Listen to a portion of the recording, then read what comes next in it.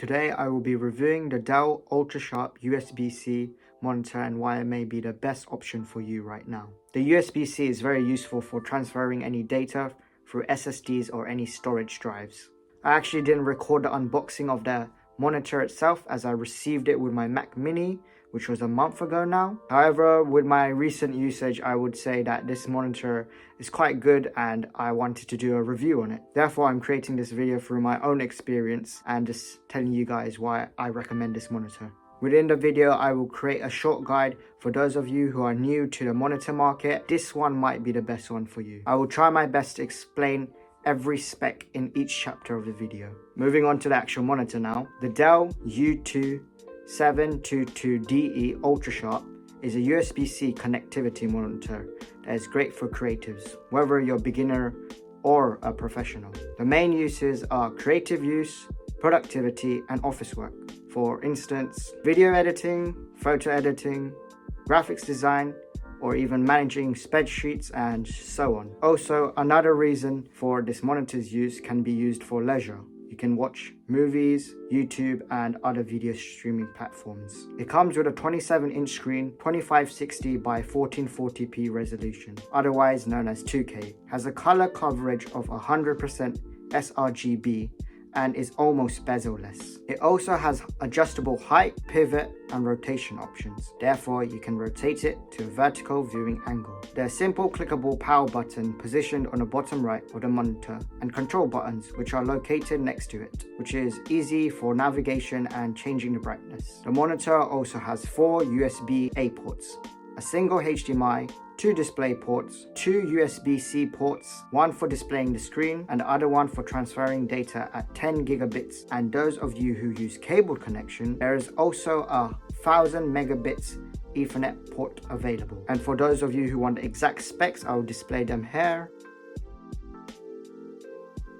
So when purchasing the monitor, what do you receive inside? Inside the box, for the available connectivity cables, you receive a power cable from the monitor itself, one HDMI cable, one DisplayPort cable, and as this specific monitor has the option for USB-C connectivity, also you receive the USB-C to USB-C cable. The monitor itself comes in 2 parts, the screen and the stand. You'll receive a manual inside the box which will instruct you on how to set up the monitor, but it's quite simple as you just have to clip it on. You don't need any screws, no screwdrivers, and all you got to do is just tighten the little bolt behind it. So for those of you who don't understand all these monitor specs, I will simplify it down in this section of the video. Alongside, I will teach you some basic monitor knowledge. When it comes to monitor screen sizes, there are the 3 standard, the 24-inch screen, 27-inch, and 28 plus inch, which can be 32 or 34 inches. I will not go too further into detail with the other screen sizes. So with a 24-inch screen, I would say this is the bare minimum. I did previously use a 20-inch monitor before this one, and I struggled a lot with certain tasks.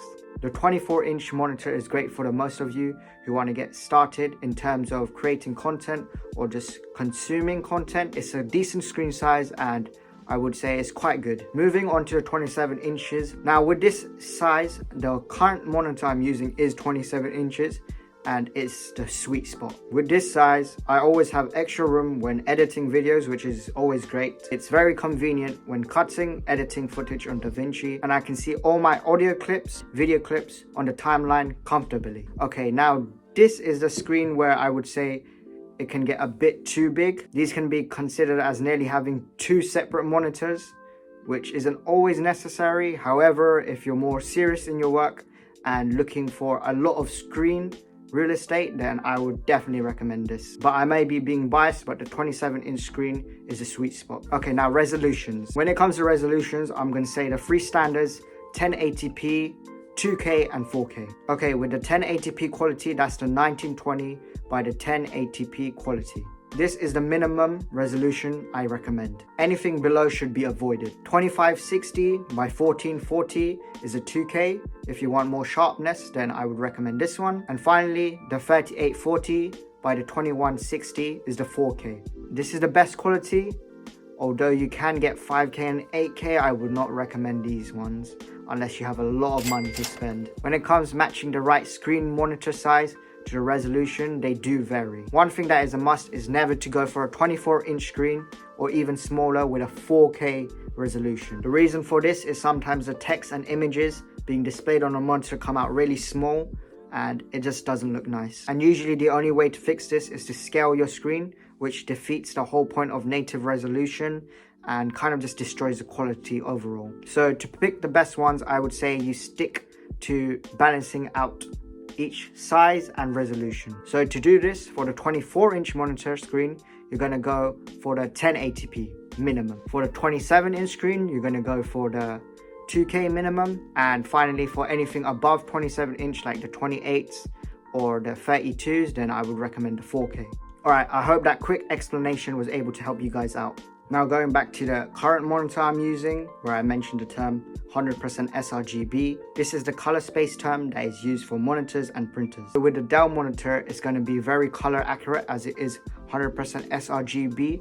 So it's great for any graphics designing or any video photo coloring. You will also receive a certification sheet, which is quite reassuring as it shows that it's been calibrated and it's 100% sRGB before it's being packaged. So something I previously mentioned was the build itself. I usually don't find myself playing around with a monitor much, but when I do need to adjust the screen, I find that it's very simple to just get up and just twist, turn, pivot, rotate, whatever I need to do, and it just simply does it. And don't worry, it won't break. It is very durable. Also, having the USB-C connection hub next to it is always useful, where I can just charge my earphones or transfer through my SSD that I'm currently doing right now. And the controls for readjusting brightness and color mode is very simple with just a few clicks on the control button. Okay, now who do I not recommend this monitor to? Although the monitor is great, there is still a few issues with it.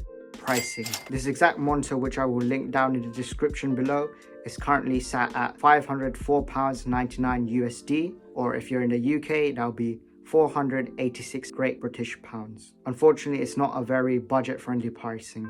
Now, I don't want you guys to be instantly thrown off by this, as there are ways around this.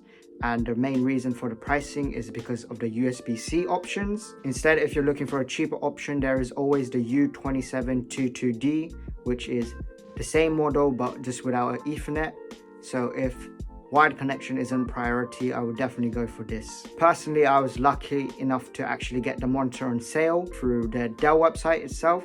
So I recommend you guys do look around, because sometimes they do go on sale. However, I do recommend other brands like LG, BenQ and ViewSonic. Overall, if USB-C isn't your priority at all, you can always go look at Amazon with similar specs, just without the USB-C option obviously, and you'll always find them for cheaper prices. I will link similar ones down below in the description for you guys that aren't looking for a USB-C connection. Now, putting the price aside, when I did plug in with HDMI, I did tend to get a bit of flickering here and there, but obviously I know as a USB-C connection monitor, you don't really need to use a HDMI port. So obviously I switched to the USB-C as that's the main function of the connectivity, and I did see less flickering, which was a plus. However, it's still important to be aware of that if you do tend to use HDMI over USB-C. Finally, my own personal issue, quite funny, is that I tend to sometimes click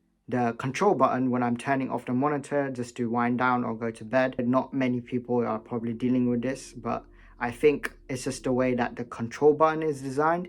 It just pokes out, so I always end up clicking the control instead of the power button. And I guess there's a good reason for it, as I don't click the power button instead of trying to change my brightness, for instance. Alright, that's it from me. Hopefully you were able to decide whether or not this monitor was the right one for you. If you have any questions, do leave them down in the comments, and I'll see you guys in the next video.